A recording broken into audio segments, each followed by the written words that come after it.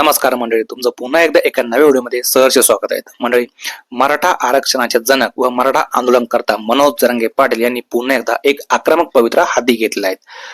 ते असे म्हणाले की आरक्षणाचा GR काढल्यानंतर देखील सुद्धा प्रमाणपत्र वाटप होत नसल्याचा गंभीर आरोप त्यांनी सरकारवरती केले आहेत.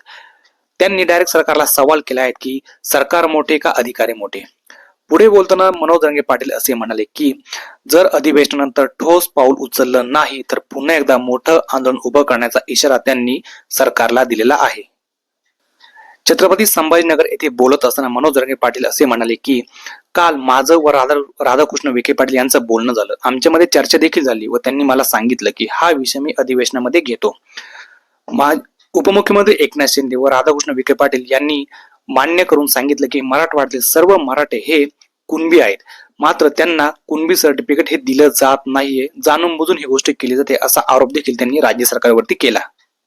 पुढे बोलताना मनोज जरांगे पाटील असं देखील म्हणाले की शिंदे समितीला मुदतवाढ देऊन देखील नोंदी का सापडत नाहीये याचे उत्तर त्यांनी मला द्यावे, अन्यथा आम्ही पुन्हा मोठं आंदोलन उभा करू असा थेट इशारा त्यांनी राज्य सरकारला दिलेला आहे. सोबत पुढे ते असे देखील म्हणाले की गोरगरिबांचा अपमान कदापि सहन करणार नाहीत. तुम्हाला याबद्दल काय वाटतं? आपलं मत नक्की व्यक्त करा मित्रांनो. या नोंदी का सापडत नाहीये किंवा कुणबी सर्टिफिकेट जे मिळायला पाहिजे मराठा समाजाला मराठवाड्यामध्ये ते का मिळत नाहीत?